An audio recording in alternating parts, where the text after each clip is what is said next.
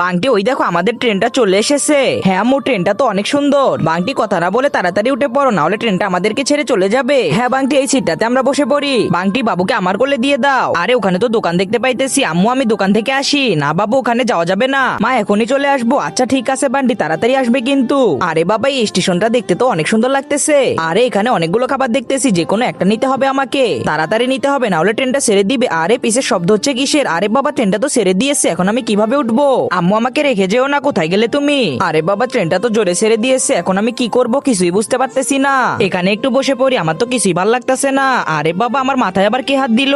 তারপরে কি হয়েছিল সেটা দেখার আগে আপনি কাকে বেশি ভালোবাসেন, সুন্দরী মেয়েটাকে নাকি কলিজার বাবাকে? যদি আপনি আপনার কলিজার বাবাকে বেশি ভালোবেসে থাকেন তাহলে চ্যানেলটি সাবস্ক্রাইব করে ভিডিওটি শেয়ার করে দিবেন, আর কমেন্ট বক্সে লিখে যাবেন আই লাভ বাবা। আর আপনি যদি কিছুই না করেন তাহলে আমি ভাববো আপনি সুন্দরী মেয়েটাকে পছন্দ করেন। আরে এ কি আম্মু, আমি এখানে কিভাবে? তাহলে ওইটা আমার একটা স্বপ্ন ছিল।